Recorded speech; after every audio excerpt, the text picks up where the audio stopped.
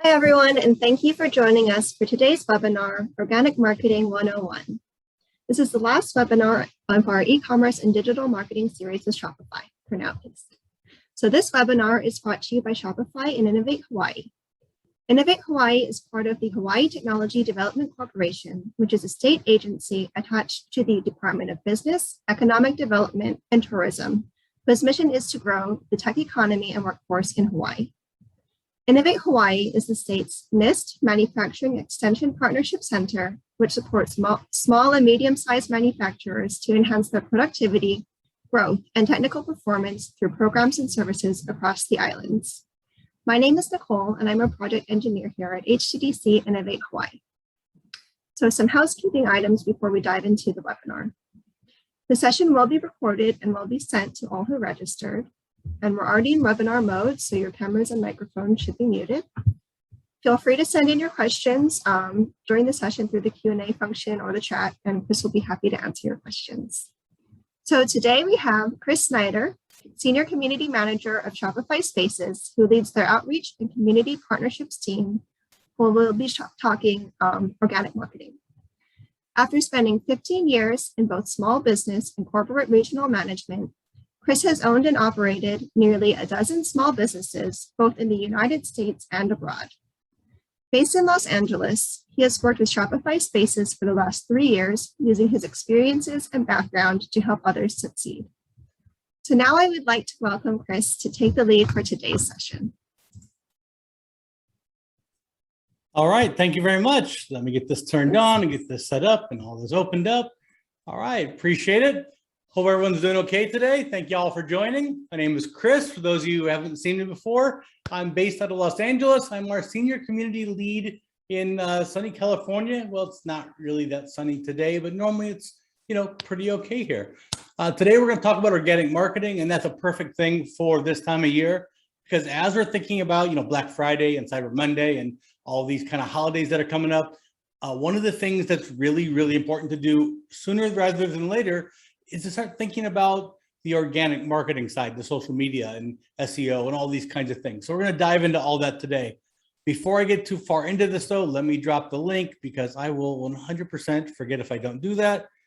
Boop, there we go. The top link is our website, lots of classes and workshops and growth labs and cool things like that are free to check out if you need more resources. The bottom link are for some free one-on-ones.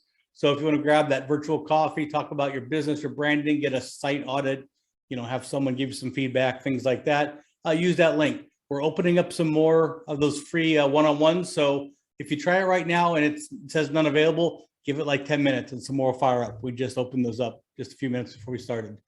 So without further ado, let me share my screen or making sure all this is going to work here. All right.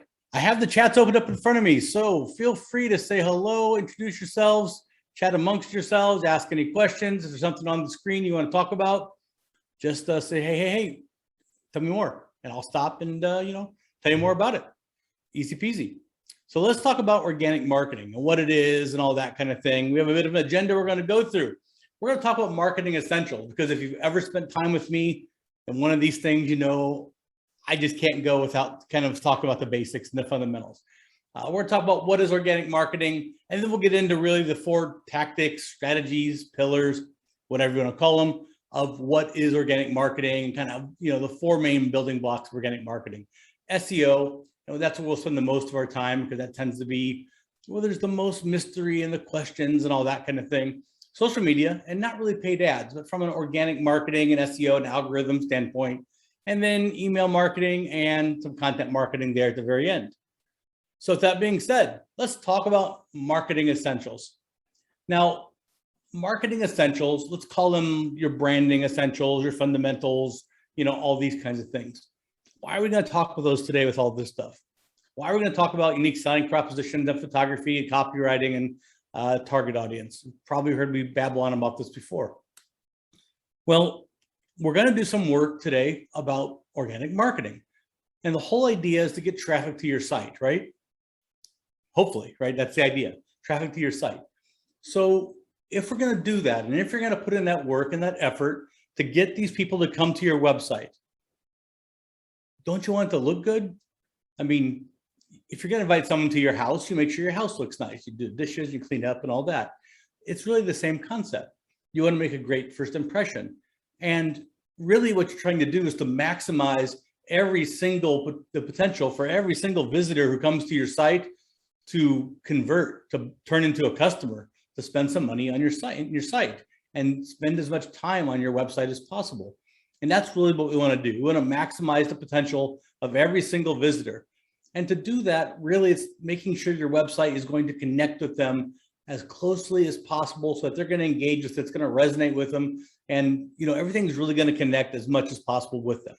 And branding, that whole marketing essentials and branding and all that kind of fundamental stuff is really the key fundamental foundation building blocks, however you're going to say it, of all that. If you miss the boat here, so to speak, people come to your site and they bounce out. What happens is you get all this traffic to your website and you get no conversions. That's where you start seeing these sites that have a 0.2 conversion rate and a lot of traffic. It's just not really something's not clicking. So let's dig into this a little bit and talk about this and figure out what all this is. And if nothing else, it'll be a review. It's a great time of year to do a review. So if you have an existing business, awesome. It's a good review time. If you're just getting started, very, very cool. It's great to do this. This is never something that's one and done anyhow.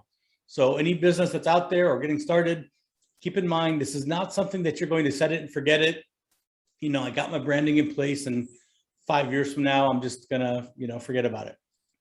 Not really the way it works. A unique selling proposition is one of these fundamental building blocks that you're going to build your business on.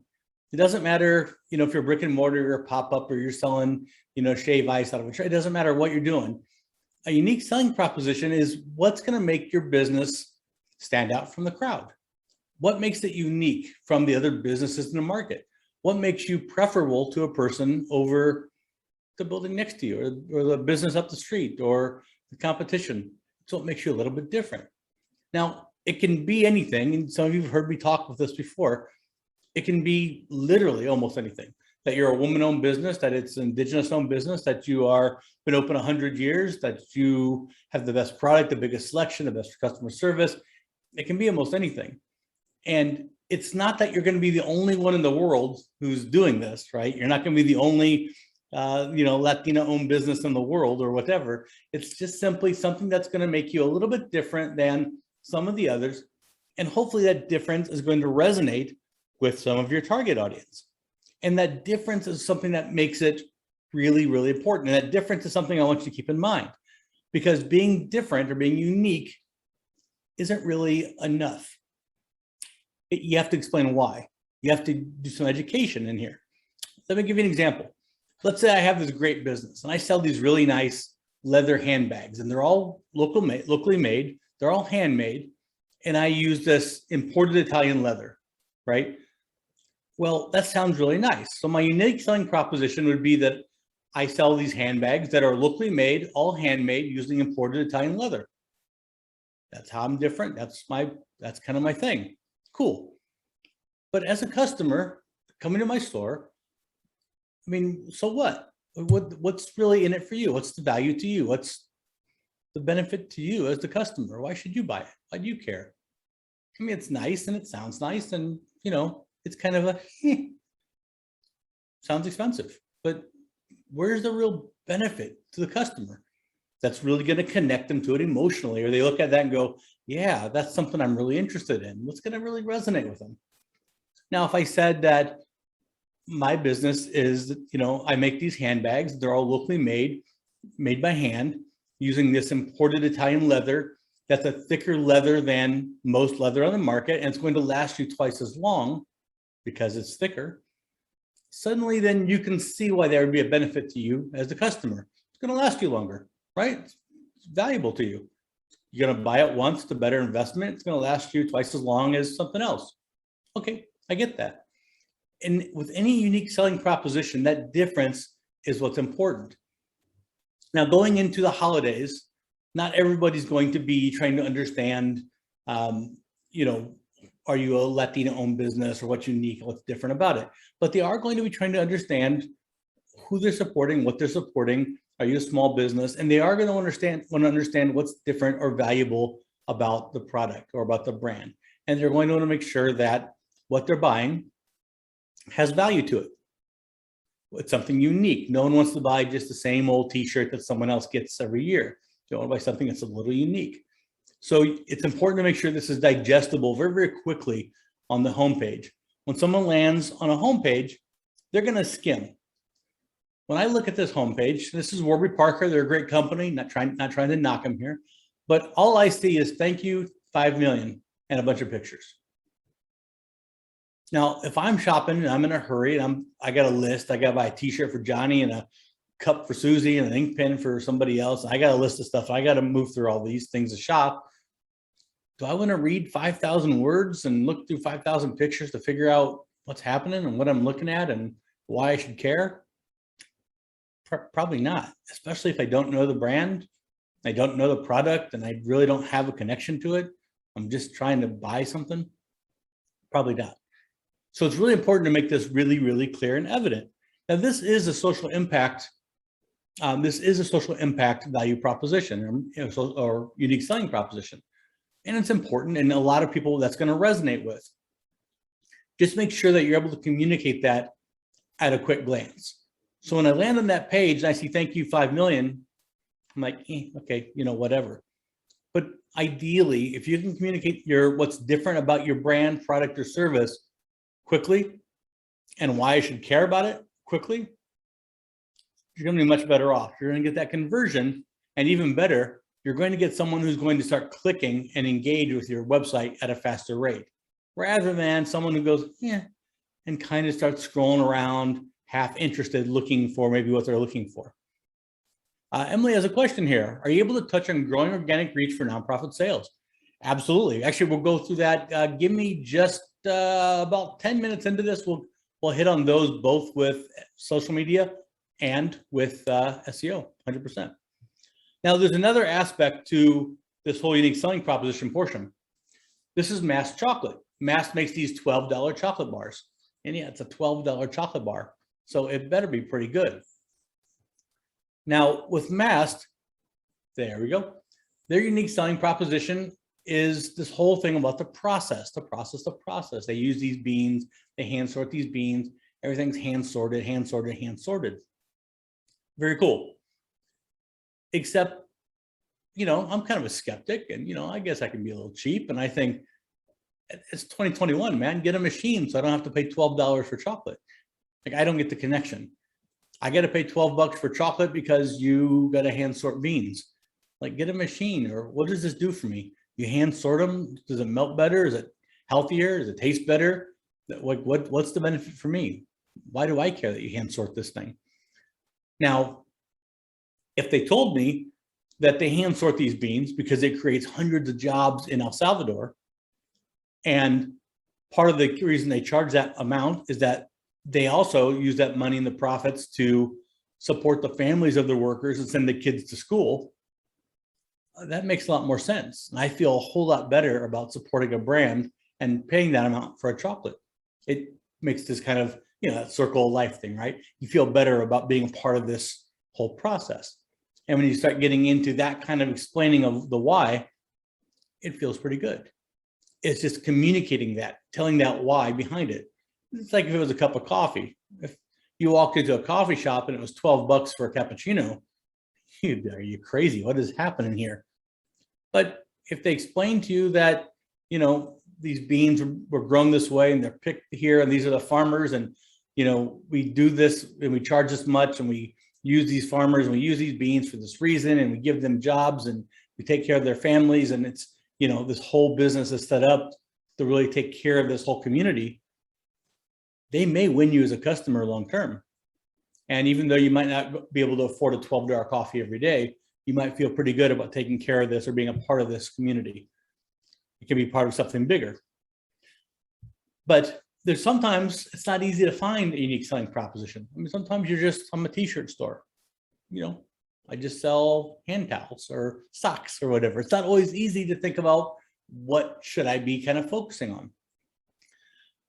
This is Allbirds, and everyone's probably familiar with Allbirds. They're kind of a big brand. And if you look at Allbirds, they really have two ways to go with this. And many of you will have the same kind of a thing, and especially as you're going into the holidays and you're not quite sure what to talk about in terms of marketing. Now, if you look at Allbirds, everywhere you go, everywhere you look, you'll see the same thing. World's most comfortable shoe, world's most comfortable shoe, over and over and over again. World's most comfortable shoe. And they're great. However, every shoe is eco-friendly and sustainable and no synthetics, and everything in there is absolutely environmentally safe and really, environmentally neutral and all that great stuff. They go through a lot of effort, even the little eyelets in there, everything in there is absolutely good for the environment or neutral for the environment. So why don't they focus on that? It's over here. I mean, why don't they just tell everybody these are completely environmentally safe footwear? That would be a great, unique selling proposition. Well, the truth is, sadly, a lot of people don't care about it, right? I mean, some people do, and that would resonate with a small portion of the population, but pretty much everyone cares about comfortable shoes. And we'll talk more about this later. But sometimes you have two ways to go, and it's your choice as a business owner. But sometimes the broader audience is just an easier way to go in terms of marketing and reaching a number of people and getting people to, understand what you're talking about and really support what you're leaning into. Just keep in mind that with a unique selling proposition, it's not enough to be different. It's the value that difference brings to your customers that really is the selling point. As we get into photography, this is how we communicate with customers. Copy's great. I can talk about unique selling propositions all day, but just like that Warby Parker or just like that Allbirds, right? When we're right here, first thing you saw was a shoe. Not one person here read that copy first, and that's okay. Instagram, dating sites, Amazon, wherever you want to go to, we look at something, we look at a page, we look at it for a second, we make a decision. If we like it, we read the copy. We don't, we just keep on scrolling. That's just the way it is. We can argue all we want to about if it's a good thing or bad thing, but that's just the world we live in. Photography is incredibly important. And there's really a couple of different types that we use over and over and over again within our websites. No different coming into the holidays. This doesn't change at all. In fact, it gets a little more important for a couple of different reasons, but it does change a little bit in terms of how you use them. Product shots down here. We've talked about this before. It's a mental checklist. It validates the purchase decision. It justifies the selling price. It's that cerebral mental checklist of, yep, it looks good. The quality is good. The color is good. The style is good. The shape is good. Looks like it's worth the $50 they're asking. Yep, all good. When you get up into, up into here in the lifestyle shots, this is where it gets a little bit different, and it does a couple different things. Tanya, which page theme is this? That's a good question. I would guess, I'd have to look with movement. I would guess that this is probably one of the paid themes. It could be Brooklyn. I'd have to go ahead and look. I don't remember off the top of my head, to be honest. Up here, the lifestyle shots, one of the important things to keep in mind, especially as going into holiday time, is that it will give you a sense of scale. If I tell you this handbag I'm selling is 14 by 6 by 12, doesn't mean a lot. And if I'm giving this to you as a gift, and I got to buy you a handbag, I don't really know if 14 by 6 by 12 is the right size, because I'm just not that smart of a guy, and I know very little about handbags. However, if I see it against the body, now it makes sense. Oh, it's a small bag. I get it. Cool. That's what I want. Small bag.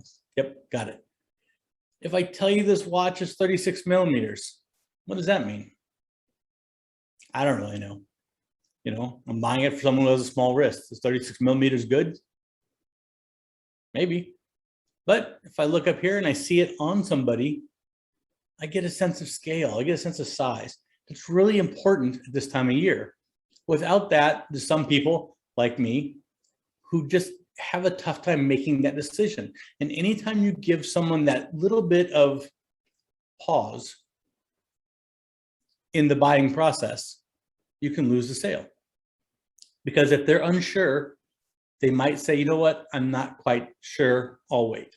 And if they wait, you're likely not to have them come back, and you lose the sale. At the holiday time, there's so much competition out there. You want to close the deal, seal the deal. So if you can give them that sense of scale, that sense of, yep, that's the size of it, you can reassure them. Sizing charts help, of course, but nothing is better than a picture. We shop with our eyes. But also, and I know we've talked about the psychology of this, but there's a lot of psychology. This is where the emotional connection comes. This is where the psychological connection comes, is with the lifestyle. You look at these glasses and go, yeah, these look good. But when you see them on her, your mind thinks they look good on her. That translates into they look good on her, they look good on me, which is already, in a way, putting these into your life. If they look good on me, I'm already in the buying process, right? I'm already starting to move through that process of putting them into my life. I'm already moving through the checkout. I'm already imagining having these in my life in some form, which is kind of crazy, but that's very much how it works. Now, it's a little different with the holidays, right? A little different when you're thinking about buying for someone else, because, we don't think, well, these look good on her. Will they look good on my sister? Yeah, it's not really how we think, right? It's not exactly how it is. But it's important to understand that there's a psychological and emotional connection with lifestyle images.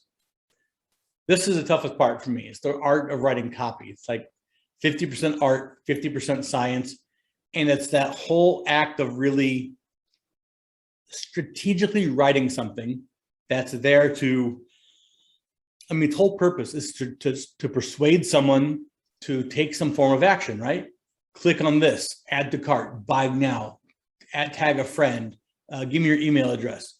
It's really, really just there to get someone to do something. And we use it all the time.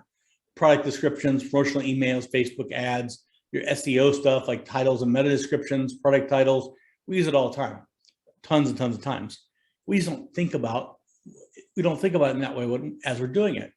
But as we're going through the holiday times, and as we're thinking about moving through organic marketing, it's really, really key, because getting someone to your website is great. Getting me to your website, I like the site, I like what you're talking about, I love what you're doing. I'm drinking a Kool-Aid, I dig it, I love it. I get to your landing page, I get to your product page here. And what's next? Realistically, if I'm on your product page, what's the next step? I add to cart and buy the product, or I leave, right? There's not really a third option. Yeah, you can talk about retargeting and, there's other stuff, but for the most part, it's kind of an A/B thing. Either I buy it or I don't. There's not really another way to go with this. So the copy of this page is incredibly important. It's really your sales pitch. It's your hard sell. It's the last stop on the train. It's it. It's all you got. So you really, really, really have to focus on this, and you really have to put the effort into making this copy as good as it can be. And unfortunately, it's something a lot of us just aren't great at. You get better with time, but it's something that, we throw it up there when we get our sites built and we don't revisit it frequently enough. It's something that we struggle with, and maybe, we just don't work at it. It's a craft, but it's worth the time and it's worth the effort, because it directly impacts your conversion rates, which is putting cash in your pockets. Now, one thing you can count on, one thing, if you start looking around other websites, you'll see a trend. You'll see kind of this pattern, and it's right here, right in front of us. Durable, sturdy, and super soft, the way a flannel shirt should be. Anyone here disagrees? Anyone here thinks a flannel shirt should not be soft? It's common sense, right? We all probably agree a flannel shirt should be soft. It's like saying in August when it's hot, shave ice is nice on a hot day. We all agree and kind of nod our head and smile. When you say something like that, when you say something that just a broad range of people are going to generally agree with, what's really happening is that statement is resonating with the audience. It's resonating with all of us. And it's doing something psychologically. It's getting us to engage with what we're reading. And when that happens, we're much more inclined to continue reading down the page. If they had just said, our shirt's the best, buy it now, Probably not, right? We'd be like, yeah, whatever. But by saying something that we agree with, we smile, we laugh, that one liner, and you'll see this over and over again. You'll see a header line, call them like an H1 tag. You'll see this header right here that'll get you to laugh or chuckle or smile. Somehow it gets you to kind of react in a positive way. When that happens, you're inclined to read more. And this is really just unique selling proposition. This is just telling you how the product is different, how it's unique, what's special about it, maybe how it can be used in your life, some of the benefits of owning it. Now, writing like this is hard. It's not easy. It takes time and practice, but it will help drive free traffic to your store. And once visitors land on your page, it helps to increase conversion rates because people are reading through it and you're getting those wins. And then writing in ways, again, unbreakable fisheye Urea buttons. Pretty sure it's still just a plastic button. I still don't know what a Urea button is. I've done this deck 1,000 times. No idea what a Urea button is. I should probably Google it, but I don't know. Sounds fancy, helps justify the price, makes it sound special and different. If someone knows what that is, let me know. I have no idea what it is. It's just one of these things that, people write and, it just helps you read through it and go, wow, I don't have that on my shirt. My flannel is not sourced from Japan. I don't know if I have a napped brushed interior in mine. Even if you don't say it out loud, you just kind of think, wow, my shirt's probably lesser than, this is something special. It just helps to build up that excitement about the product. So CL, any creative ideas on how to do lifestyle shots with the items that are being sold or in packaging and unpackaging them would lower the value of the item? Something like limited edition shoes or vintage toys. Super challenging. So with that, in that case, this is where you would stage things. So think about a restaurant setting, right? So maybe in that case, you're going to have someone holding the packaged toys, or maybe you're going to have a stack of, the vintage toys in their packaging, sitting with, children or with collectors or with people at a table, something like that. But it's going to be probably still in the package, but it's going to be more of a stage scenario with people. Think about 2 people at a picnic with the basket, and that's that kind of stage scenario. Probably something more like that versus actually having the toys out and people playing with them. Urea replaced Bakelite as a preferred material. I had no idea. Never heard of it in my life. Been around for 100 years, and none of us have heard of it. That's crazy. Yeah, there you go. Today I learned. Who knew? So arguably the most important part of all of this, though, is a target audience. And this is one thing that's really interesting going through the holiday time, because target audience really changes up because we're buying for someone else. Now, if you're just running your website the other 11 months of the year, running your business 11 months a year, target audience is everything, 100% everything. And I'm going to tell you, you got to nail this, and you got to know your audience. You got to really build your site for your audience. However, going into the holidays, thinking about selling for Black Friday, Cyber Monday, Small Business Saturday, this whole time of year coming up, it's the one time of year you actually probably want to back away from that a couple steps and be just a little more neutral with your target audience for some brands. If I'm buying gifts for my family, I don't necessarily want a website that is really hardcore focused on any one demographic, because I could land on a website and see, a group of people that just maybe doesn't represent everyone I'm looking for. And it can be a bit of a turnoff, a bit of a push away. Where if I see pictures that are a little more general, a little more broad, maybe it's a whole family or a group of people or something a little more neutral, I don't get the feeling that it's, exclusive in that sense. The rest of the year, you want to be right on the money. You want to write for those people. You want to speak to them in that authentic tone that's going to resonate with them. You want to have images that are going to resonate directly with that target audience. You want to make sure your lifestyle photography, your copy, your voice, your fonts, your colors, your everything about it really speaks directly to that audience, except the holiday time.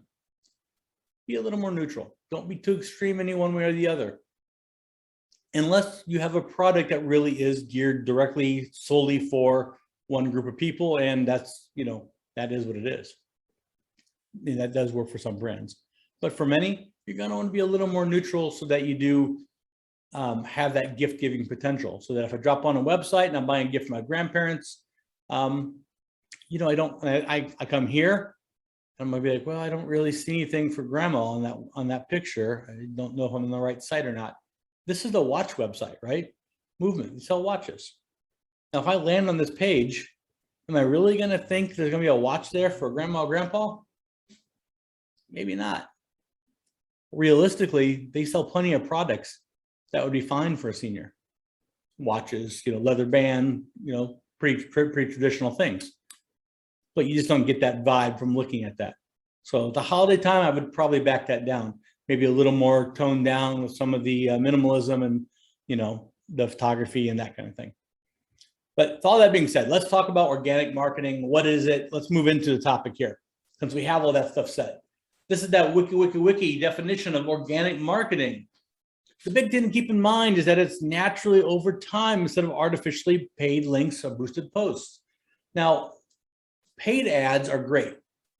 Paid ads are strategic. They're surgical. They're like a scalpel. You're going to use them to achieve a set goal. I'm going to spend $50 on a paid ad. I'm going to spend $50. I'm going to get, 500 followers over these 10 days. Now, it's something very specific that has a goal in mind. It is not sustainable to grow a business and sustain a business and sustain traffic to a business using paid ads. You'll go broke, you'll go bankrupt. You'll start to see trends like, well, when I have an ad running, I have traffic. When I don't have an ad running, I have no traffic. It's really not what you want to get into, because essentially you're spending money every day to keep traffic coming to your site. That's not really the dream. Organic marketing doesn't take breaks, doesn't call in sick, doesn't go to lunch, doesn't give you attitude, just works 24/7, 365. It is how you build recurring, vetted, free traffic to your site 24/7, 365. It is through organic traffic, organic marketing. This is how you get that traffic that comes to your site every single day while you're sleeping, while you're on vacation, while you're eating dinner, while you're packing boxes. It's through organic marketing. Paid ads are great. They supplement that. They do very specific things, but this is really that bedrock of bringing that baseline traffic to your site. So let's dig into how this all works. There's really 4 areas we're going to talk about today. SEO, and let's be honest, let's talk about Google. There's lots of SEO, there's Yahoo, and I think Bing is still around, and there's other things out there, but we're going to talk about it as we're just going to call it Google, because that's like 99% of it all.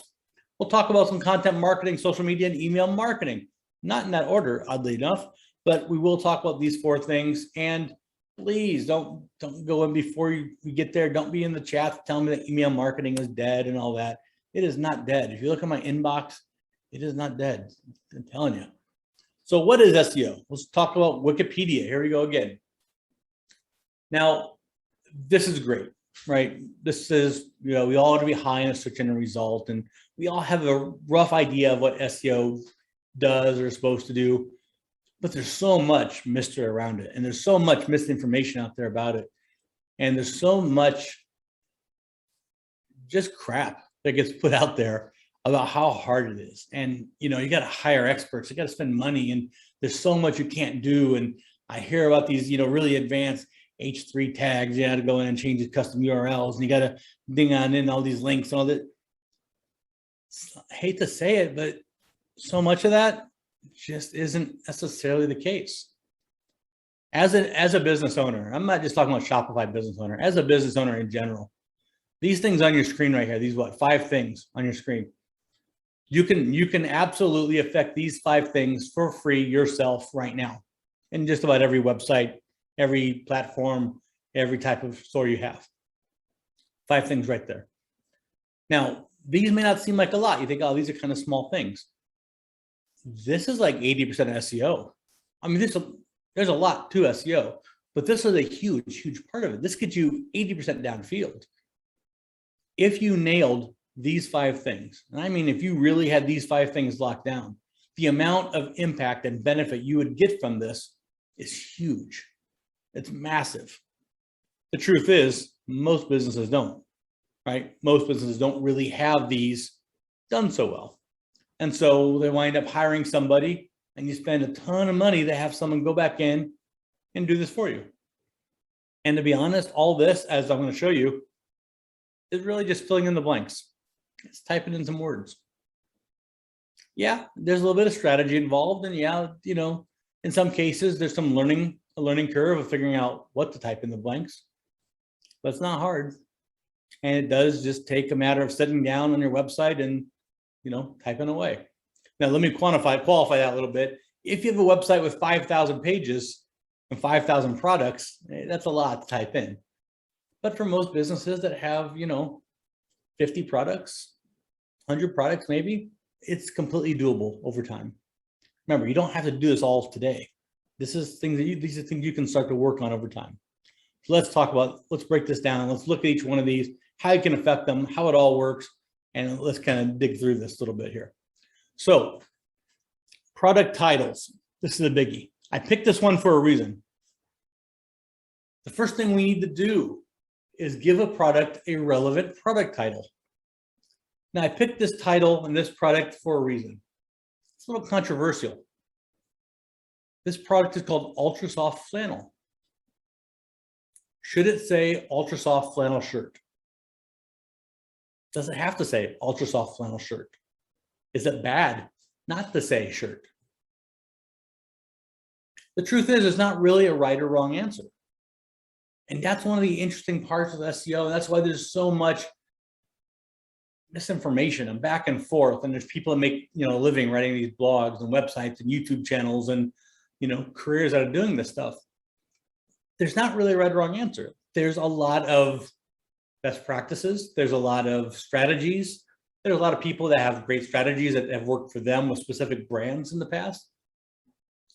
But the truth is, there's not one answer that's going to work for everyone in this chat, in this group today. Ultra soft flannel will work. Ultra soft flannel shirt will work. But there's a caveat to it. If I'm going to use ultra soft flannel as my product title, man, I better have the word shirt referenced down here in my product description, my meta description, other places on this page. Otherwise, I'm in trouble. Google doesn't really care that much about URI. Google's not going to work that hard to figure out, is this a shirt, a towel, a hat, socks, flannel, what? All Google knows is that's ultra soft flannel. And it ain't going to work that hard to figure the rest out. So, we got to do our part in this too. Ultra soft flannel shirt would be the safe way to go, but that doesn't necessarily tie into everyone's brand. Maybe you sell candles, and maybe you just don't want the word candle in every single product description. Maybe it doesn't fit your vibe and your aesthetic that you're going for. Perfectly okay. You just got to make sure it's referenced other places. We'll get to that in a second. You'd be shocked how many women's fashion brands I deal with that don't have the word woman or women's anywhere on their website. Anywhere, I mean nowhere. That sounds kind of crazy, but it just skips their mind. They are busy writing about blouses and slacks and dresses. And yeah, I mean, you can assume that Google would probably connect blouse with woman, maybe. But do you really want to trust everything with your business that Google is going to put, 2 and 2 together and get 4 the right way every time? I don't. I mean, Google's nice enough, but I don't want to trust it that way. So the first thing to do is a relevant product title. Whatever's going to fit your brand, stick with that. Be as descriptive as you can that stays within your branding. Now, here we go. We're moving down the product description here. And there's the word shirt. It's in here a few times. So good to go, right? Ultra soft flannel and shirt. Because remember, Google's going to crawl every single word, dot, dash, number, period, everything on your page. So it's going to put all that together. It's going to understand that on this page, there's a title, there's other words, there's other things. Cool. It knows what it's looking at.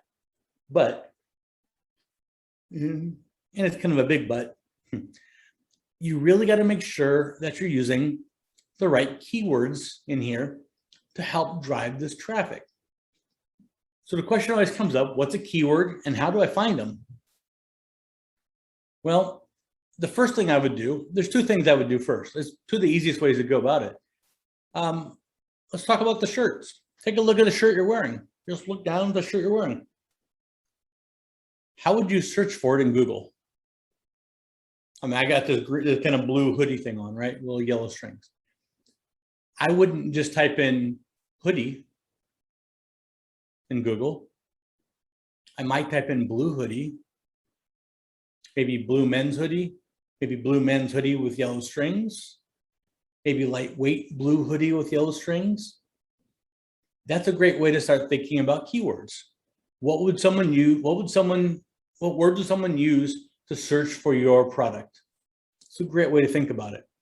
Another thing you can do is go to Google and type in a product, type in your product, type in a product, anything you want. Scroll all the way down, past the pictures, past the search results, past all that stuff, all the way to the very, very, very, very, very bottom of the page. You're going to see something down there that says relevant search results. What these are things that people are searching for that are related to your search query. So if I'm searching for blue hoodie, I go to the very, very bottom of that page. I'm going to see other things that people are searching for related to blue hoodies. Might be men's blue hoodie, heavyweight blue hoodie, cotton blue hoodie, red blue hoodie, Target blue hoodie, lightweight blue hoodie. These are also great ways to grab ideas about what words people are using to search for that product. These are great, just a couple of ways to find some keywords that people are using. I mean, if people are already searching for cotton blue hoodie, I should probably incorporate that. I should maximize on what people are already looking for.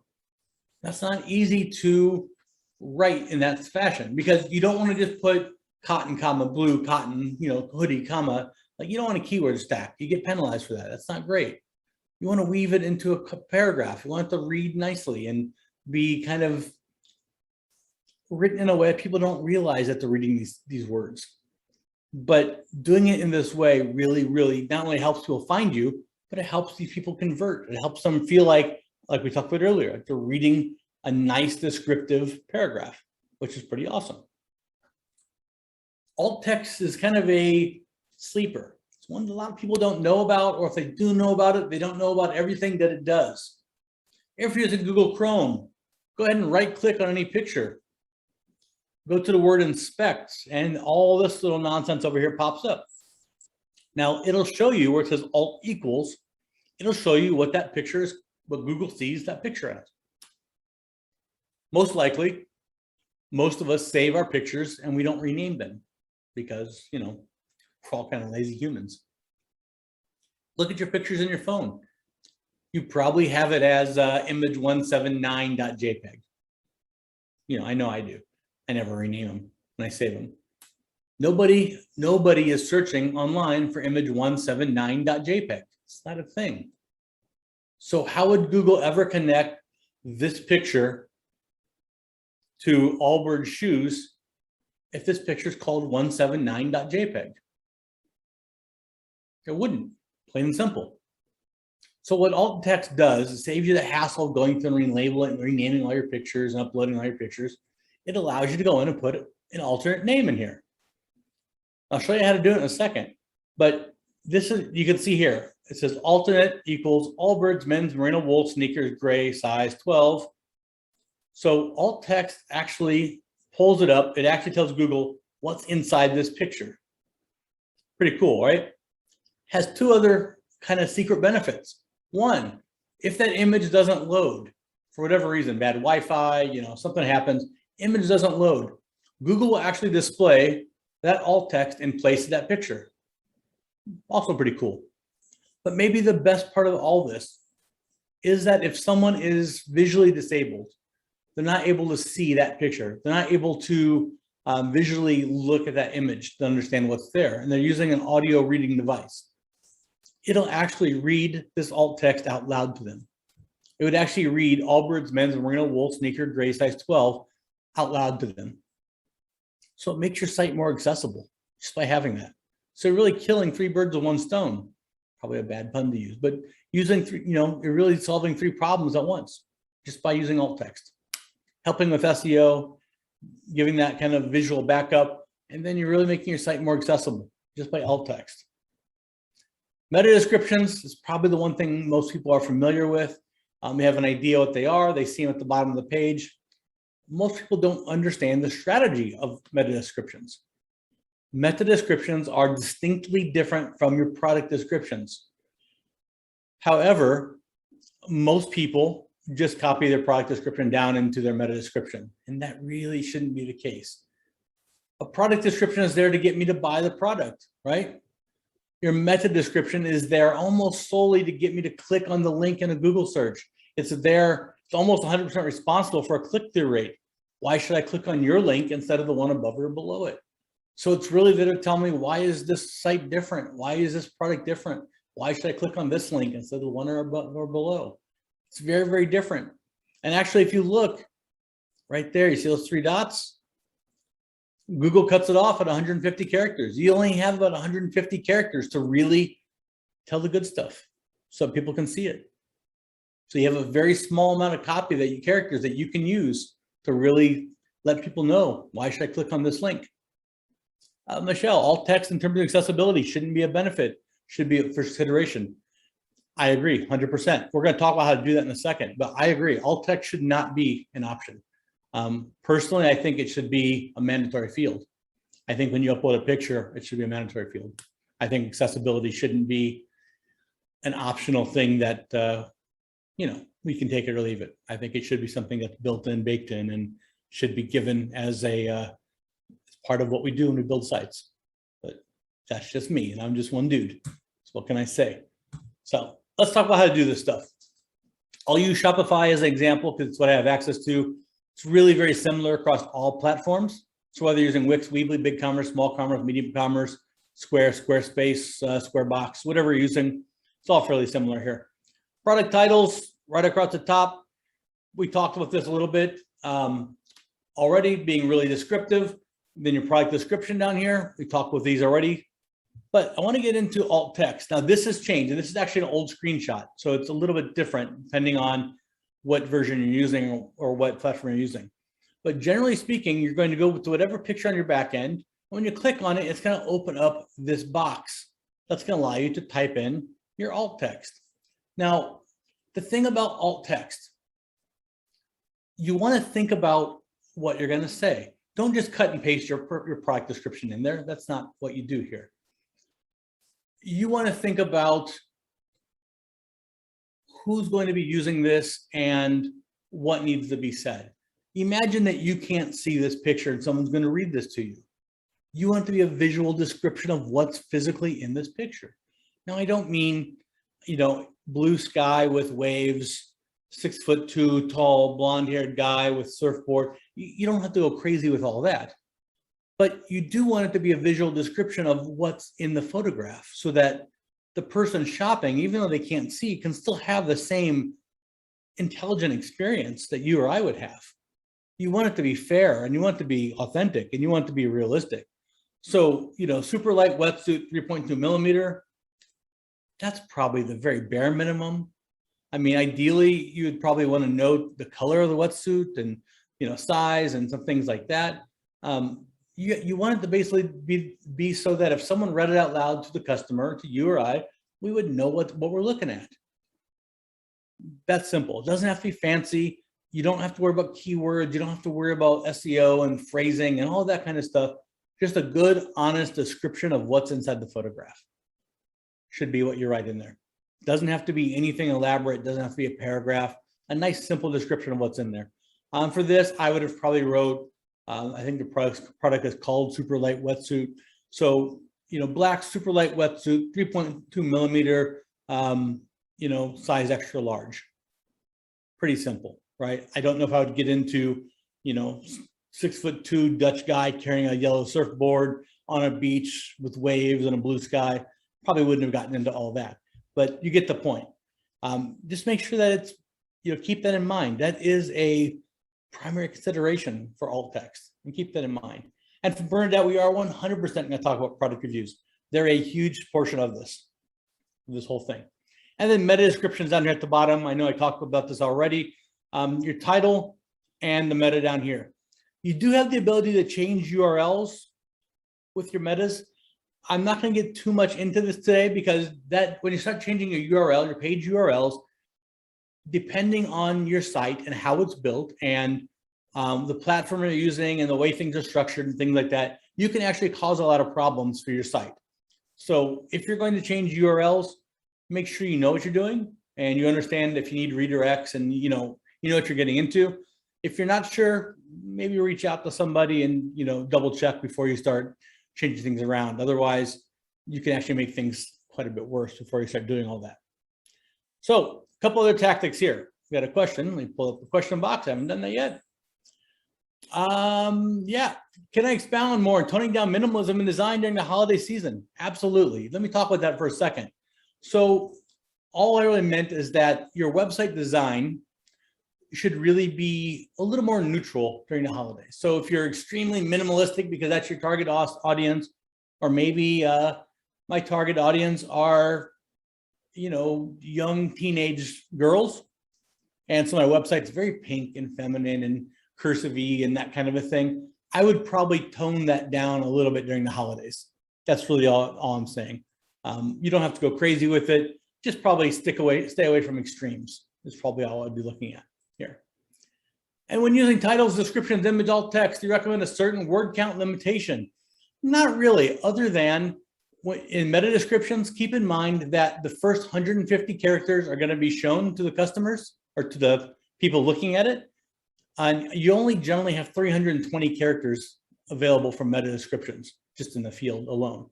Google will look at all of them, but generally speaking, the first 150 are going to show for meta descriptions. Now, when you're talking about product descriptions, every brand's different, but you don't know me, I don't know you, I don't know your website, you don't know mine or anything else. Would anyone go to a site you've never been to before with, a product you've never seen before that first time there and read through 5,000 words on a product description? Maybe not. So keep that in mind. Keep things skimmable, keep them short and succinct and clear and concise. Don't write more than you need to write. Get the point across, but you don't have to go crazy with it. I don't think there's an exact word count for sure. Do you recommend putting our brand name in the alt tag unnecessary? That's a good question. That's a really good question. I don't think it's absolutely necessary. It may not harm anything for sure, but I don't think it's necessary. Ideally, that person is probably already on your website. They could have come through a Google search. Never really thought about that. That's probably not a bad best practice. So in that case, it might be good to name the name of the brand in that wetsuit alt text. Yeah, probably a good best practice. Never thought about that. Can use WooCommerce and Shopify. WooCommerce is a platform very similar to Shopify. Do similar things, just similar ways. Really depends on what you get out of it. I would say, honestly, use one or the other. There's no reason in paying for both. There's no reason that you should pay for both those. It really depends on what your strategy is and where you want to grow into in the upcoming years. But generally speaking, you're going to be able to sell things on both and, integrate things on both. I think one has, they both have some pros and cons like anything else does. So it's really just one best fits for your strategy and where you want to head in the future. Yeah, but no, don't pay for two things. Save your money. Use it for marketing and other things for sure. All right, product reviews. Another great example of things you can use for another great thing you can use for kind of leveraging SEO are product reviews. And people don't think of product reviews as part of SEO. They don't think of it as organic marketing.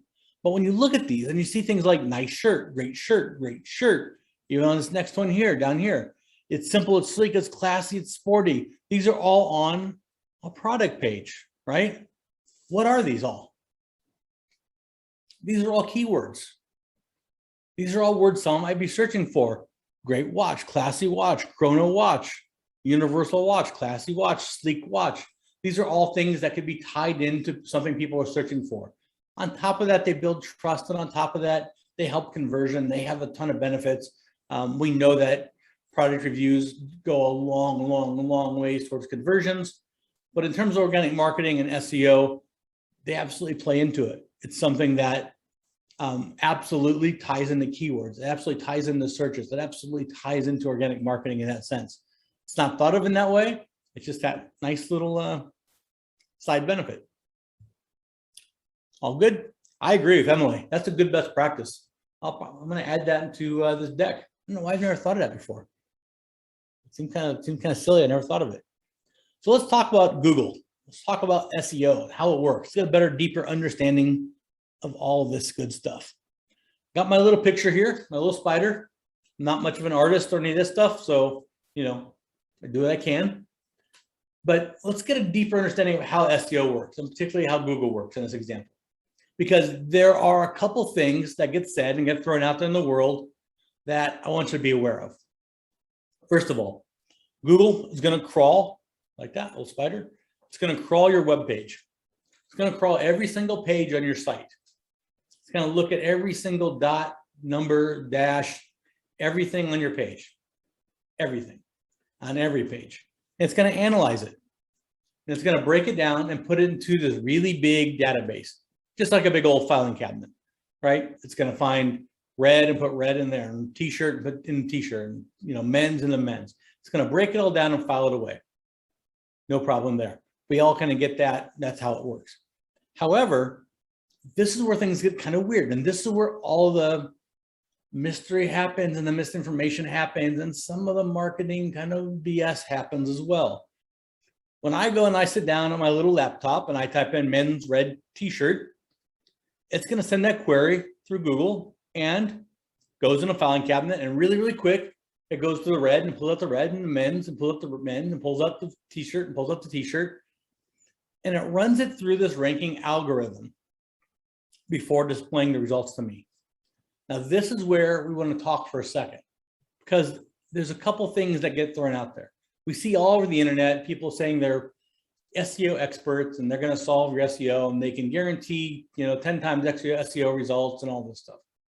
Yeah.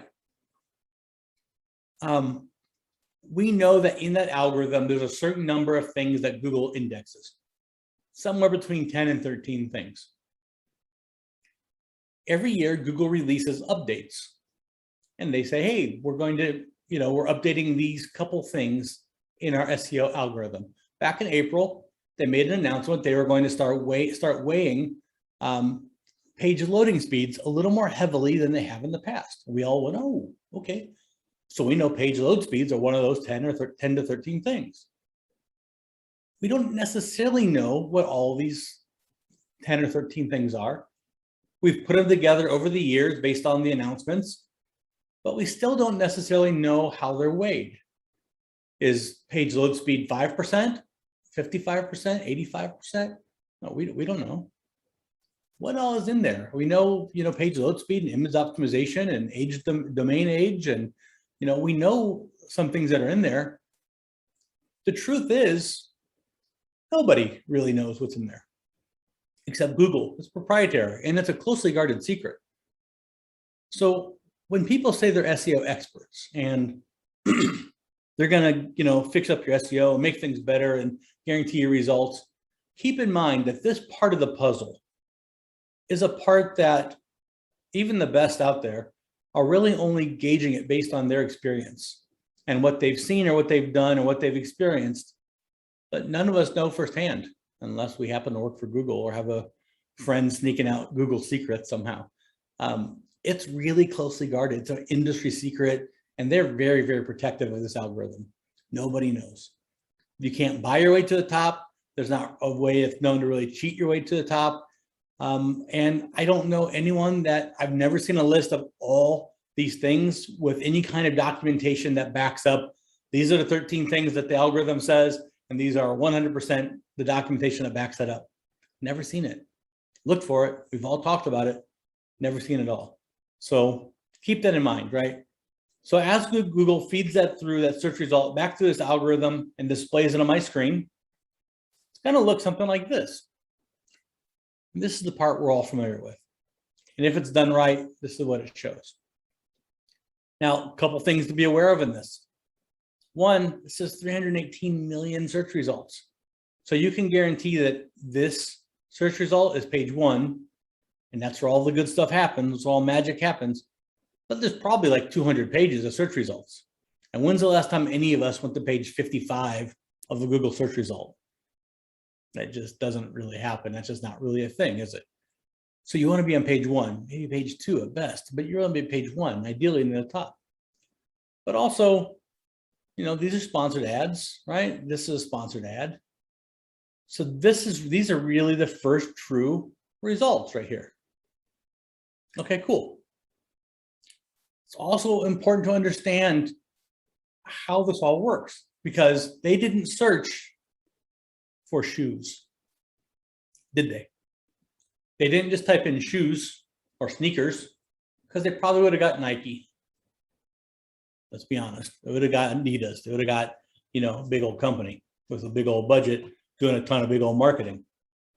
They typed in wool sneakers, something very specific, using a very specific keyword, which just happens to be a keyword that Allbirds is using in their site quite a bit.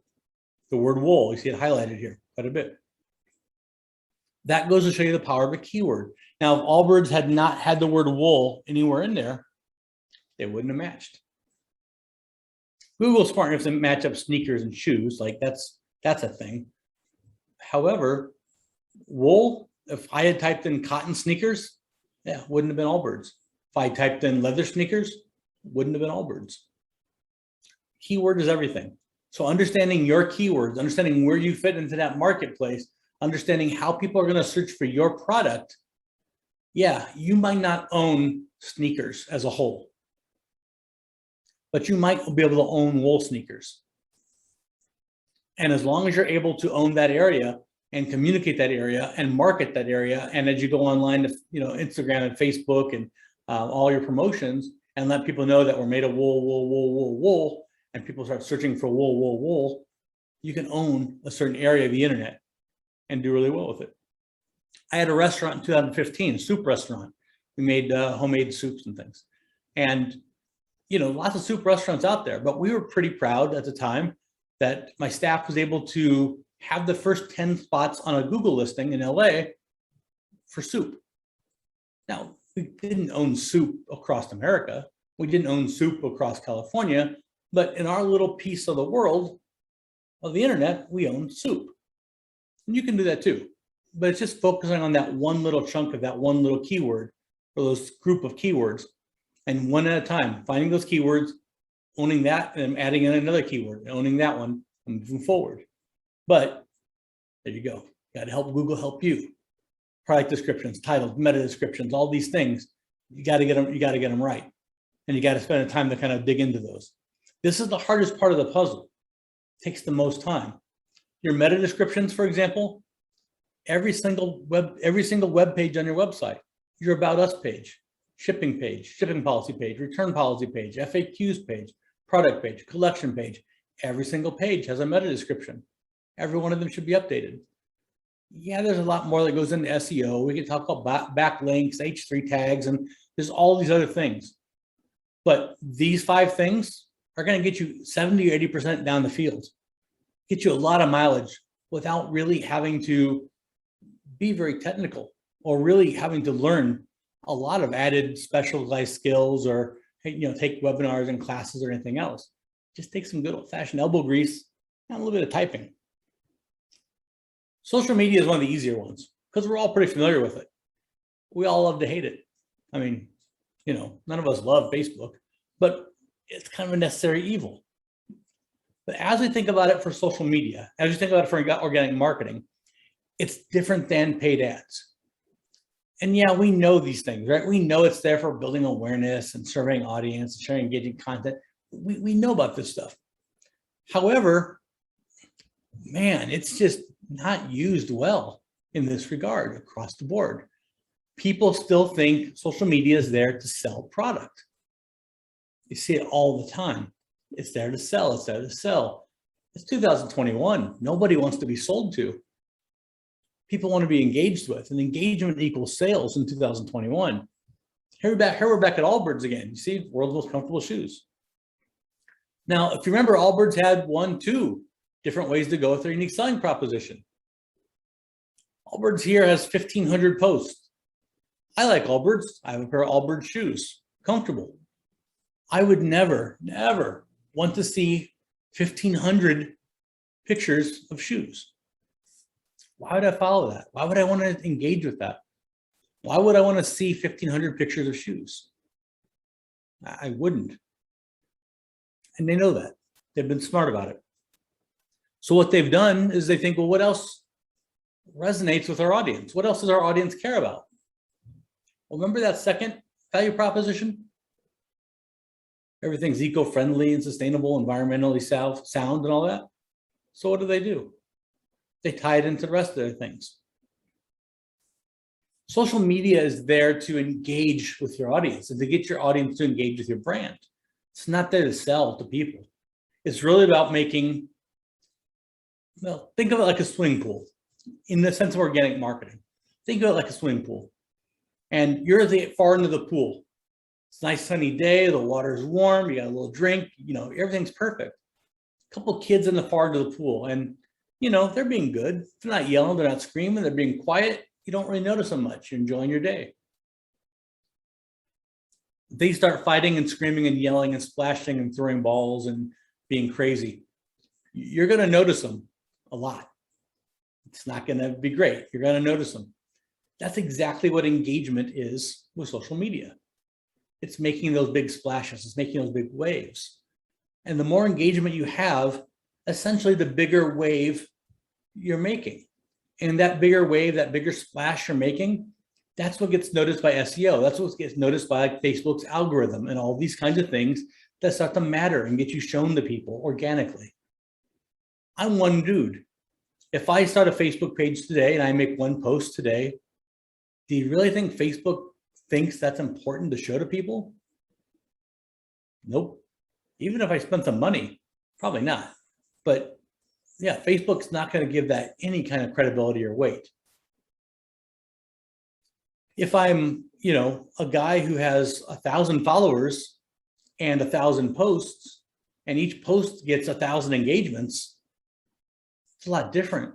That's a lot of waves. That's a lot of splash. Facebook then starts to see that as, wow, this must be some kind of expert in the industry. This is someone who's good for our Facebook. This is someone who's good for Facebook's marketing potential. This is someone that Facebook wants to lean into and be part of. So they show it to more people. Same thing with SEO, right? SEO, Google looks at it as this must be an industry expert. Guess what? That's one of the things that we believe that their algorithm picks up on. Expertise in the industry, right? Authority. So bing, bing, bing, you got 1,000 followers. You got a lot of activity, a lot of engagements. Everybody's clicking, liking, sharing. So that's what this is about. It's not about selling products. It's about organically getting engagements. If I'm selling hiking boots, I'm not going to be posting 1,000 pictures of hiking boots. Sorry. I'm going to be posting pictures of me on a hiking trail, my friends at the top of a mountain, pictures of nature, pictures of campfires, pictures of, friends laughing while they're hiking. Things that people who wear hiking boots will care about, but not about hiking trails and hiking boots, or not about hiking boots. Because I want engagement. I want clicks and shares and likes and comments, not sales. How do we use social media during holiday season to minimize targeting specific audiences? Very much the same way. Now, during the holidays, it's a little bit different because people's shopping habits change. You got to be a little more direct. So most of the year, I would say use a rule of about 80% content, 10 to 20% product or promotion. When you get into the holidays, it's a little bit different. You're probably going to go a little more like a 50-50 kind of thing, right? You're probably going to go a little more product heavy because people are shopping. People are looking to buy products or looking to buy. So during the holidays, you're probably going to go a little more product heavy with your social media. Just make sure you're showing the benefit of buying it, calling out that sale, calling out that promotion, calling out what's different in there. If you're going to show a picture of a pair of shoes and it's on sale, make sure you let them know it's on sale. If there's something unique or different about it, like you're eco-friendly, make sure you're calling that out. Make sure right in there, it's very quick so if someone's scrolling through and you got 3 seconds to get their attention, make sure they can see it. Don't bury it in 500 lines of text. Make it very, very simple, very easy. It's all about content and consistency and cadence. And so going back to this, it's all about engagement, right? With social media organically. It's not about selling. Another thing you can do to make a big splash, and this ties into this next part of the year a little bit. It's a great time of year to get some followers because more people than ever are going to be online. More people than ever are online social media, buying things, selling things, tagging friends, getting engaged, getting involved, doing things. This is Movement Watches again. This isn't a paid ad. This is kind of interesting. Look here, 37,000 likes. I'd love to have 37,000 likes on anything I did, but 37,000 likes. Cool. Then they have everybody follow Movement. Okay, so that's a big old splash. And that's another big splash. Tag 2 more friends. All right, that's 2 more really big splashes. And then everybody clicks the link in the bio. Okay, it's another big splash. And then everybody signs up for the newsletter. Okay, so now I got retargeting stuff for later. Look how many data points they just collected. Look how many splashes and engagements they just got out of this one thing. I mean, yeah, truthfully, this cost them money. They gave away 3 watches in this. And obviously, all of us don't get 37,000 likes for something like this. However, if you're talking about just sheer engagement and size of a splash you can make, the SEO benefits of making this size of a splash, the organic benefits of getting this many subscribers and clicks and followers and engagements and shares and likes and all that stuff, the benefits of that downstream, 1 month, 2 months, 3 months, 6 months downstream, far outweigh selling 2 or 3 watches from some paid ad campaign. They're gonna get so much benefit from this over the next year. It's gonna be ridiculous. Now with social media, I think somebody's asked about the holiday time. There are things, there's tools you can use. So if you know, before everyone starts saying social media is tough, scheduling it and all that, there's tools you can use to schedule it. But honestly, scheduling isn't the problem, is it? I mean, it doesn't take that long to post something. That just takes a minute. It's creating the content that takes forever. It's thinking about what to create and how to create it and who's going to create it and what am I going to create and how am I going to get the photos and all that stuff. That's what takes a long time. I don't have a solution for that other than I use a paper calendar. You see me with the pen here. And if I could encourage you for anything, it would be to bake in more things into your calendar for social media than just create content, post content, create content, post content, create content, post content. Bake in other things like review your analytics from your last ad campaign. Go back through and, create content is important, but develop a posting schedule. Go back and evaluate your posting schedule from last month. Establish goals for social. Maybe next month you want to gain followers. It's going to be January after holidays, right? Guess what happens in January?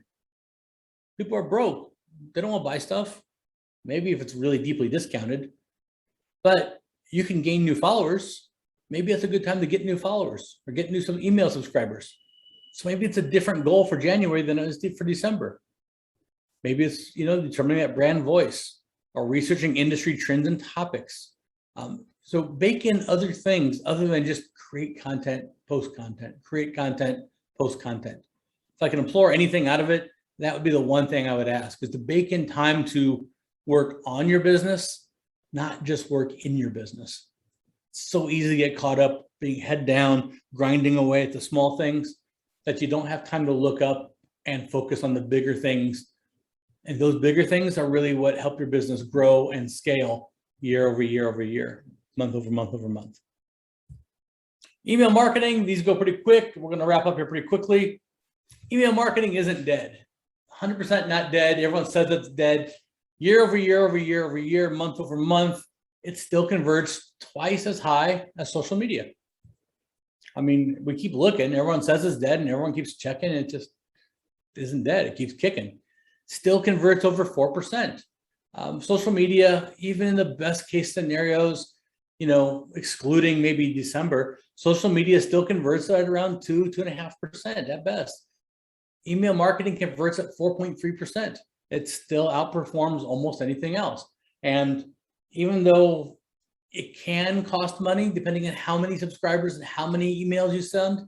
Penny for penny, dollar for dollar, you're still talking about a fraction of a cent per email in most cases. So it's still really, really, really affordable.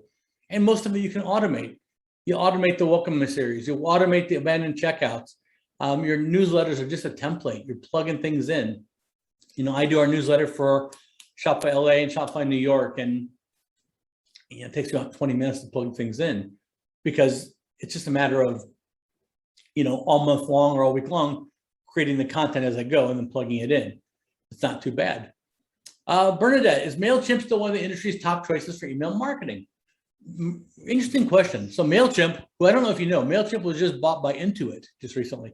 Mailchimp is an interesting case because they're actually building out their own kind of e-commerce platform, own e-commerce deal. They don't play well with some platforms. So they don't, for example, they don't directly integrate with Shopify anymore. You can still integrate them to Shopify. You just have to use a free app to connect them, but they no longer natively do it on their own. So, with that being said, they're still a great platform. You can still use them. They're really affordable. They're super easy to use. They just don't always integrate natively. And if they don't integrate, what happens is you wind up with an email list on Mailchimp that you can't connect to your Shopify store, for example, or your Square store, for example. And then suddenly you don't have a way, people are subscribing on your website, and you have to export that list and import it into your Mailchimp site. And it just becomes a lot more, just a few extra pieces of the puzzle you have to do manually. But still a great app. Klaviyo is one of the most popular out there for sure. Definitely not the cheapest, but one of the most popular and most robust. Seguno is great. Pretty comparable to Mailchimp in a lot of ways. So there's a lot of great ones out there for sure.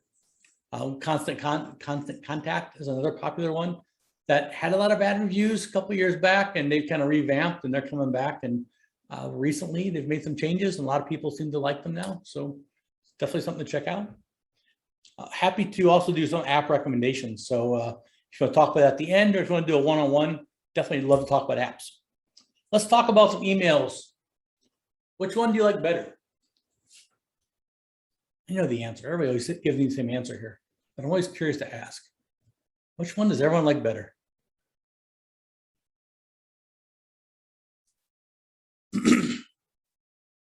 Ooh, number 2, the Odyssey. I never get that answer. So, okay, I was wrong. Most of the time, like 99% of the time, everyone says the one on the left, right over here. Set My Little Toesies Free. Get that one a lot. We all love Blue Water. We all love that pool. We all love that thing, the whole kind of vibe to it. But there's something about it that is missing for me. Anyone catch it?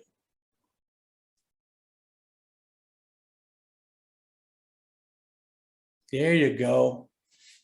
There you go. Yeah, I mean, it's a great picture, but if I got to scroll down 2 or 3 screens to figure out, well, what do I do? Do I click on something? Am I supposed to buy something? I'm not even sure what you're selling exactly. Like what? That's not great. Love Allbirds, but on that one, a CTA would have been a great one.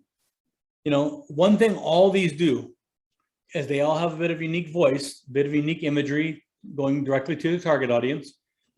They all use a timeliness to them, a sense of urgency. Live now, shop early access, 4 more days of super promo. Get your early holiday shopping done now. Over here, just like the summer, before it's too late. They're all calling out that do it now, do it now, do it now. Because if you're like me, you get emails and go, oh, I won't delete that one. I'll look at that later. And then you don't. In fact, I have 475 emails in my inbox that I have saved. I'm going to look at them all later. And I haven't. And I probably won't. But the idea is there that I am going to look at them for sure. So call to action, super important. In fact, when you go to this next page here, this one, I love the copy in this one. Now, Huckberry, they're great writers of copy. This one in particular, they write for their target audience. If you're not that target audience, they don't really care. They're writing specifically for a specific person. And they're very much, when you read that, you very much get a very clear mental image of a certain kind of person, that action hero kind of person, right? But beyond that, very, very clear call to action right here, over here as well. Great photography, well-written copy. I look at the picture, I know what they're selling. I know what it is. I know what I'm supposed to do. Really easy. Great, simple emails. Remember, we're in the age of mobile phones. If I got to scroll 6, 7 times to get down to the bottom of an email so I can read the copy and maybe find the CTA, what are the odds of me doing that? Not great.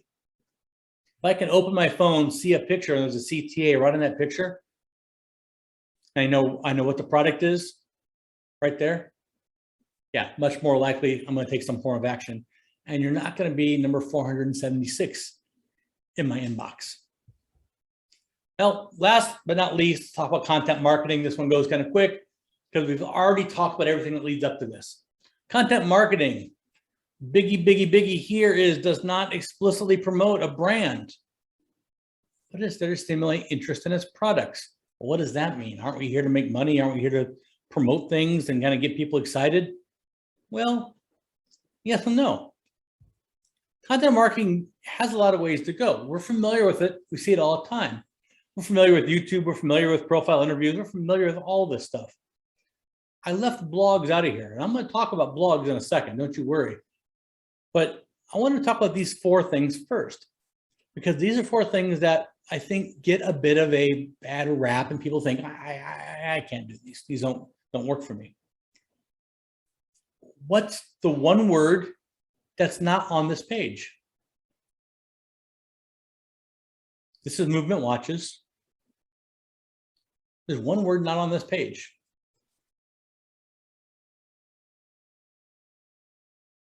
Watch. It doesn't mention the product anywhere on this page. That's important because they're selling you a lifestyle.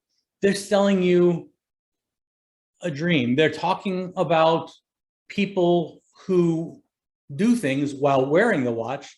They're talking about people who do the kind of things that people who would wear this watch would care about, but they're not talking about the watch.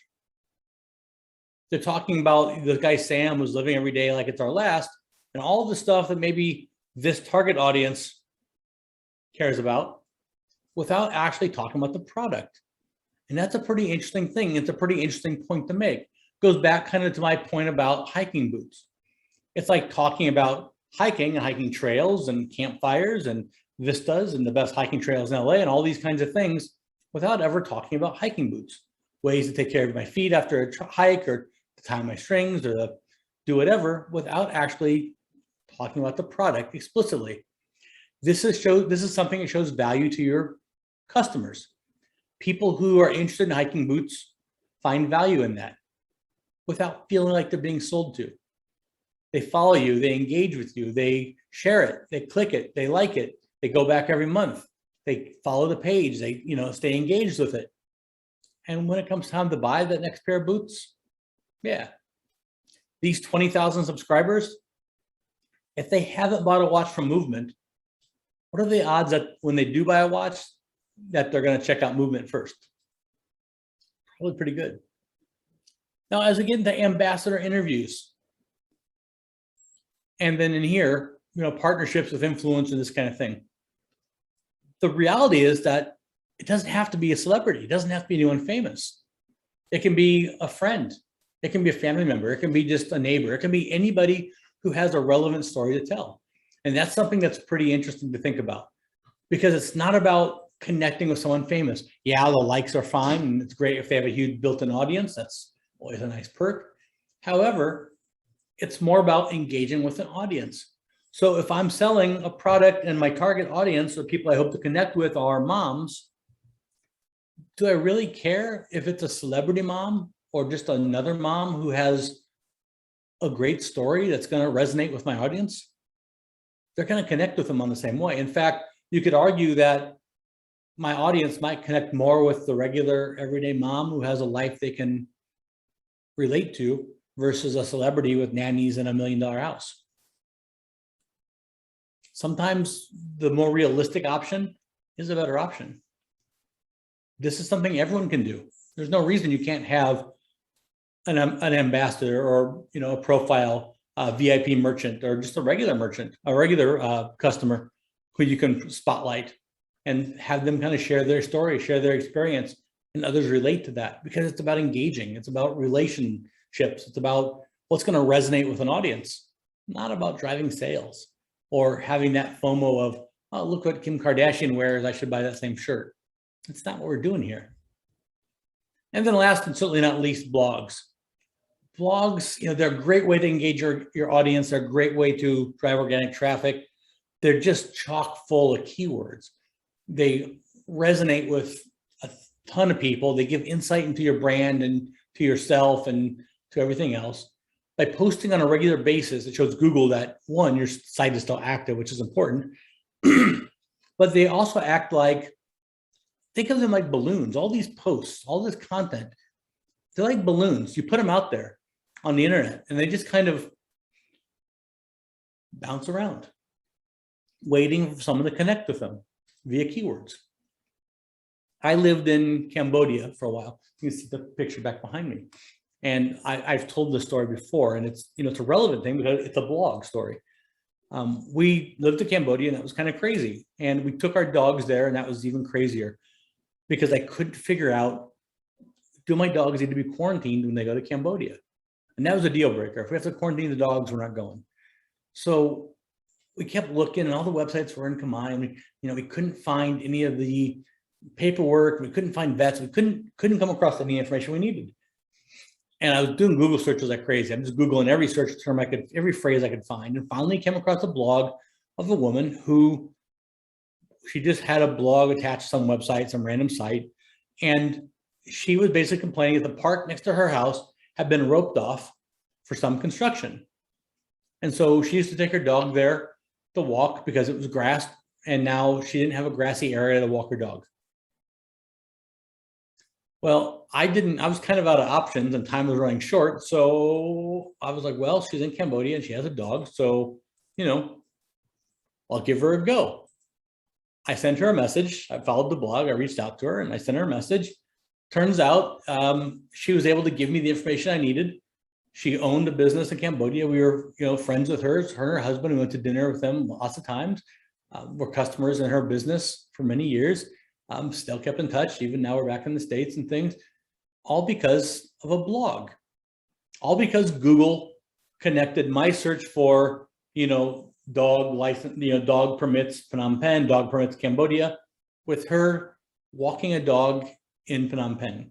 Even though her blog was titled something about, whatever the title was, that day, dog park closed or construction in BKK1 or whatever it was, had nothing to do with what I was posting for, but Google picked up enough keywords to put us together. That's the power of a blog. Someone could be looking for a pair of socks and you could be selling something entirely different, but literally Google can bring you together just because there's something in there that connects you together with them. And if there's enough value and enough synergy, you can win a customer. You can build a relationship. It's a kind of incredible thing. Same thing happens with your social media posts. Same thing happens with any content you put out there. It's an amazing thing that works that way. I'll make sure I drop my link in there one more time before I forget. One more thing about content as we get up into the end of the year. Oh, one more thing about blogs. Sorry, before I forget. Blogs, they don't need to be 5,000 words. Please don't think that. They can be short and sweet. They can be top 10 lists. They can be, a paragraph long. Hell, you can break up your About Us page into 3 blogs. They can be almost anything. They should just always show value to the reader. They shouldn't be self-serving, and they shouldn't be a sales pitch. If you're reading a blog, if I'm reading a blog, it should give me something useful, some valuable tip. Maybe you sell home decorations. And so the blog is about, 5 tips to make a small space feel larger. Doesn't really tie into your brand directly, doesn't really promote any products, but it's valuable to me and something that's very easy for me to share and click and like and send to my sister and other people. And you can probably write that in your sleep. It's easy for you. These are the kind of things that do really, really well as blogs. Same thing with gift guides going into this time of year, putting together nice, quick top 5, top 10 gift guides. These are really, really, really useful tools. They're easy to write, easy to share, easy for people to read, easy to digest. And people like having lists because, we're kind of lazy. We don't want to think. You did the work for me. Awesome. You already made a list for me. I can just share it and I'm a hero. It's great. I love it. So think about, these kind of things as content that you put out there. And remember, it's going to float around the internet. And as people start searching for, best gifts to give for Christmas, and suddenly your list pops up on them. And maybe they're not looking for anything on that list at all. Your list just happened to pop up and they click on the link and come back to your website. And maybe you sell olive oil. They're not looking for olive oil. They just happen to find you through a list. And now they're on an olive oil website and they like it. They engage with it. There's enough there to connect with them. You just never know how that works. Content's an amazing thing, and it can be used to connect people in that way. I apologize for being over time. I'm always over time. I know I'm the worst at that, but I want to make sure we have time for questions. So feel free to drop some questions in the chat. I just dropped our links in there again. I do want to talk about some email apps that play with Shopify. So Joel has a couple questions here about email apps. So a couple of things that you'd want to think about with email marketing apps would be the number of subscribers you have. So what size it is, and then what features you have. A couple I would think about checking out would be Klaviyo, Omnisend, and Seguno. Those would be a couple I would definitely check out. I'll drop those in the chats there. Now, Klaviyo and Omnisend are on more of the robust side, going to be a little more on the expensive side, probably. Seguno is going to be a little more bare bones, super easy to use, much more affordable. And then if you're looking for something that's more like that free side, there's something called Shopify Inbox. There you go, which is essentially a free version of email marketing through Shopify. It's really, really basic. No automations, anything like that.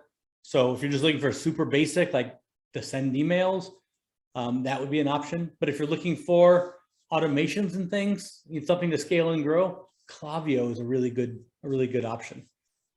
Recommendation for product reviews. Yeah, so let me think about this for a second here.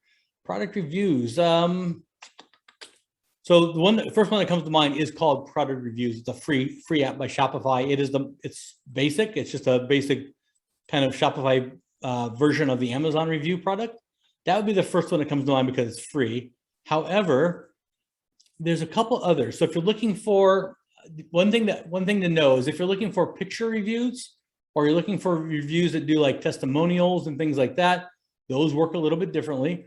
However, there is a good, what is this product review, App Store, Shopify? I pull it up really quick. I can never remember the name of it. We have about 7,000 apps in our App Store right now, which is kind of crazy. We do about 200 a month. Product reviews. So there we go. So in terms of product reviews, the other ones I would check out would be if you want to Yotpo, and then not Rivo, not Rio, it's with a T. What is it called? Product reviews, product reviews. There's locks for photos. What is the other one called? Oh, does it help if I typed in product reviews instead of just product? Huh. What can I say? Not all that bright sometimes. Product reviews. So yeah, Yotpo would be definitely a good one to check out. And the other one I think is called TDO. That's actually a chat app. I take that back. I think that's a chat app. Yeah. And there's also a couple of good product review apps that tie into loyalty, things like Stamped.io and some things like those to tie loyalty programs into reviews as well that are good ones. If you're looking for a product reviews that uses photos, you can check out something like Locks as well. LOX, or photo reviews. So if you have a product that you really want people to leave like picture reviews and those kind of things, those are definitely a good one as well.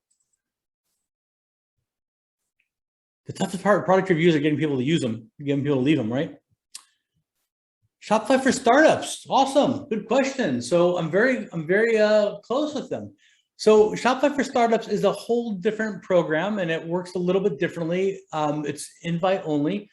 Generally speaking, it's going to take you through more of a process of getting up and running through more of a cohort kind of a thing versus the DIY.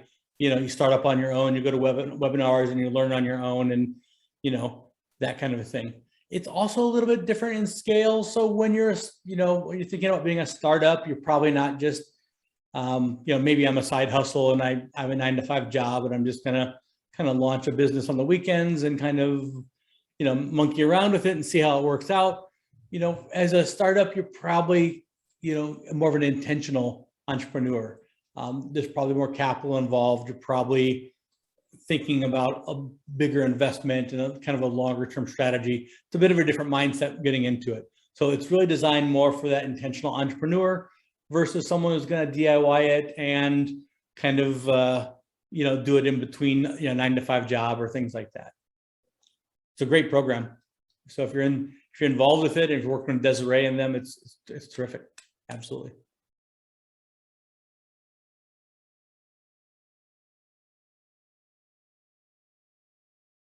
Oddly enough, Desiree and I live fairly close to each other, which is kind of odd, given Shopify is a Canadian company. I can, let's see here. Let's see if I can find some more information to give you a Shopify for startup. It is invite only. So let me see what I can find. If not, I can definitely take your email address and connect you that way. Let's see if we have anything here. I believe I have something. Pretty sure I have a little flyer here I've saved along the way.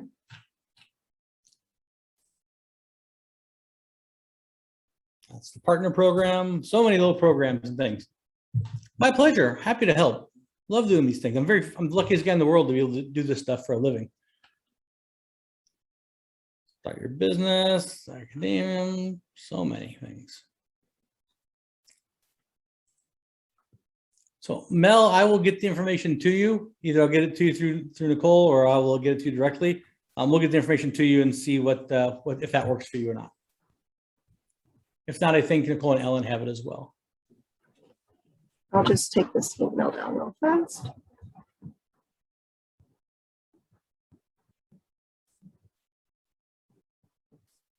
Well, thank you so much, Chris. Kind of time to wrap up for us, but you shared so much useful information, not only today, but throughout our whole Shopify webinar series. So we're all very appreciative of everything you've shared with us. And if you want to watch any of Chris's webinars or any of our other webinars that we've recorded, you can find them on our website, htdc.org/ecommerce. And I will also be sharing the recording of today's webinar with all of the registrants via email. So thank you, everyone. If you're interested in services from Innovate Hawaii, please don't hesitate to reach out to us. And I will also share the link Chris sent for the one-on-one meetings with Shopify as well. Perfect. All right. Thank you. Bye, everyone. Take care.